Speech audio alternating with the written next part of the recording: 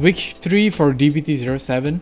Due to way too many cards is being revealed for this week, I think it's actually wise to split them into like some of these supports that is, you know, that is geared towards specific ride lines. For example, Barrow Magnus as well as Eugene. So Barrow Magnus and Eugene will be categorized in another video, as opposed to me dumping everything in this one video. I don't think that's gonna be wise. But even after me removing Barrow Magnus as well as Eugene support cards, we actually have quite a sizable chunk.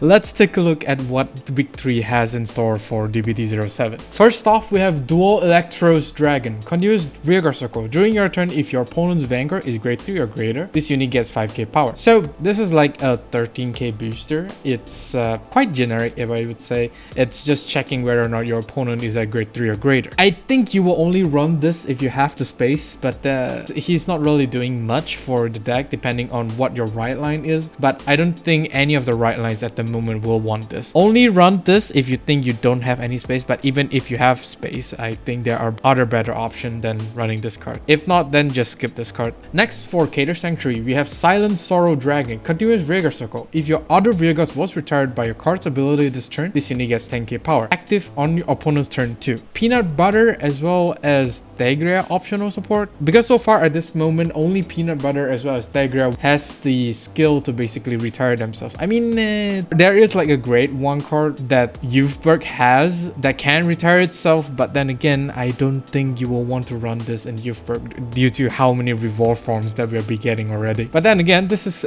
quite a beefy attacker, 23k to 33k base, which is super nice. And if your opponent managed to retire your rearguard, this card is going to be at 23k. Which is kind of insane, but most likely is going to be a skip because he's not really doing much for the deck. You have other better things to be run, which is why this is a common. Next, we have Knight of Stabbing Sky Scofiza. Active rearguard circle. If you have 3 or more grade 3 or greater units, retire this unit. Choose one of your opponent's rearguard and put it into the bottom of your deck. So with the new board control the Keter Sanctuary has, it's more of sending units back to the bottom of the deck instead of like straight up retire. So this does provide Bastion with a board control options, but the problem here is that it's a grade 2 and the restriction as well as the cost doesn't really justify the value that this card brings. I mean, you need to check 3 or more grade 3 units. That on itself is like super dangerous unless you're Bastion, and she needs to retire herself to send an opponent's rearguard to the bottom, which it's a big no-no. This is most likely going to be a skip. Next, we have Dismembering Knight Teutates. Auto rearguard circle. When your critical 2 or greater Vanguard attacks cost Soul Blast 1, and that unit and this unit gets 5k power until the end of turn. So I mean, this is like a very small power boost to Peanut Butter as well as this card himself. There are other right lines that could basically use this with the critical +2, which is all these right line, Majesty, Lord Blaster, Tegra as well as Zest, specifically Zest. It's not really that great as you have other better supports to be run within Keter Sanctuary already, but this can be quite useful since it's like boosting himself as well as the Vanguard. I mean, if you don't have the triple R Youthberg grade 2 support, I mean, this is a alternative, although you do sacrifice some consistency in you searching either a great revolve form or a grade 2 or below unit, but still, it's quite a nice budget option. It's a common. Moving on to Stoichiea, we have Festoso Dragon. Although when this unit is placed on rearguard from hand, if you have a Vanguard with Leonore in his card name, cost Counterblast 1. Look at the top 3 cards of your deck, choose up to 1 grade 3 or less card among them.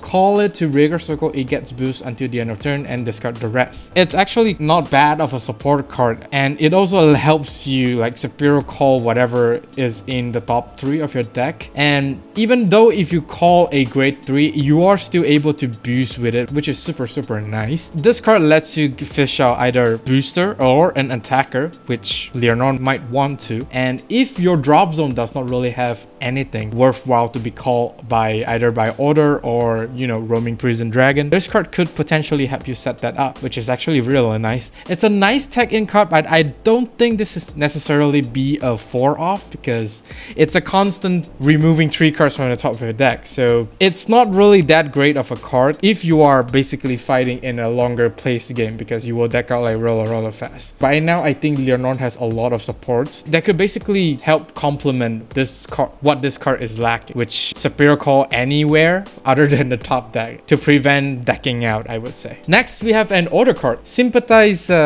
B flat. I don't know whether that B flat is in music or something. You need to pay Counterblast 1 in order to play this card. You draw a card, choose a card from your hand, call it to rear circle or discard it. If you call a card, until the end of turn, that call unit cannot attack and gets 10k power. This is a generic card which all Rideline could use, even Zorga, but not really for Magnolia because cannot attack, that's gonna hurt Magnolia.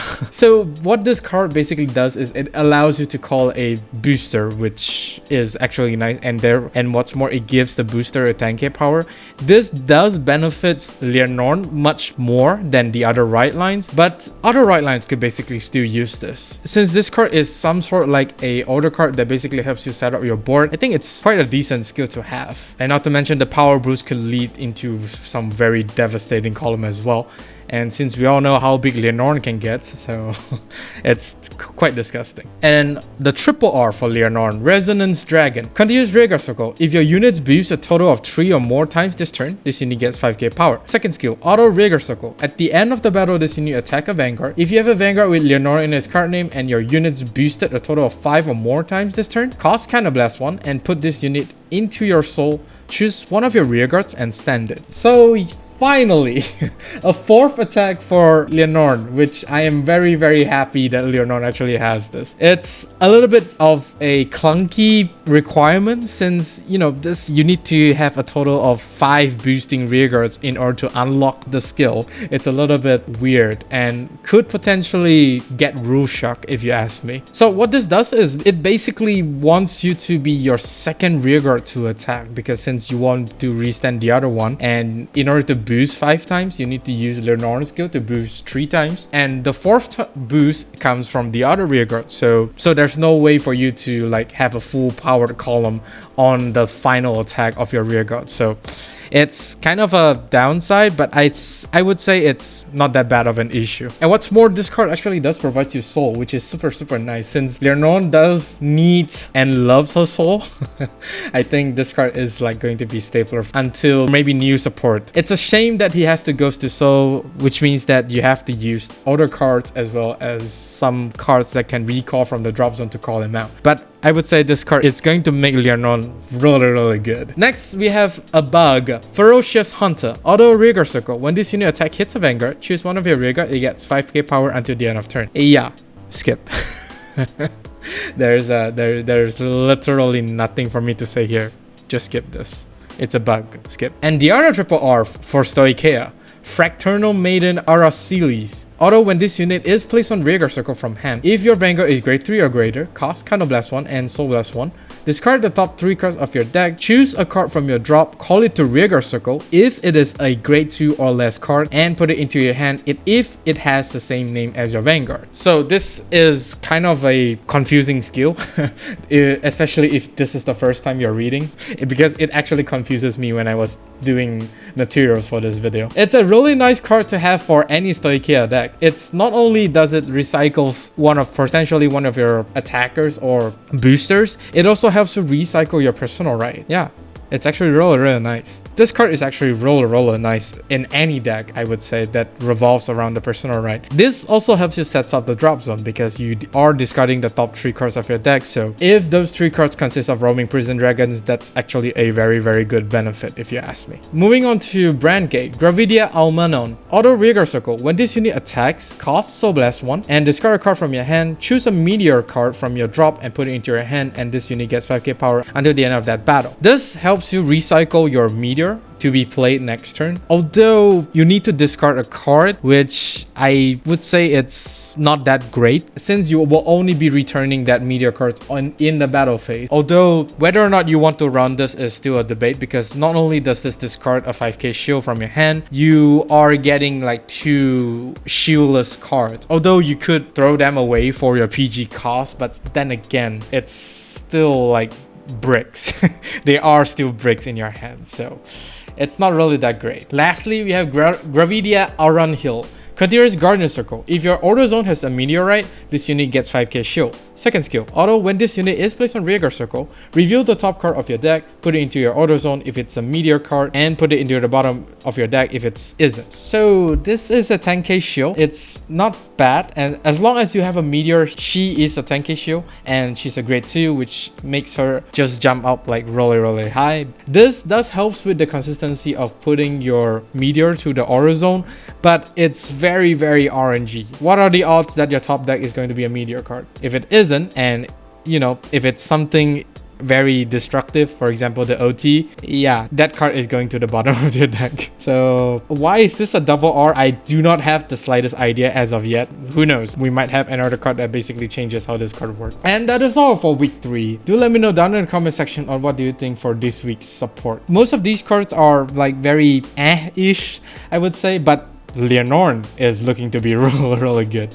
Do like and subscribe if you like this video, and of course during the bell notification icon so that you don't miss a video I upload. With that being said, I'll see you all on the field.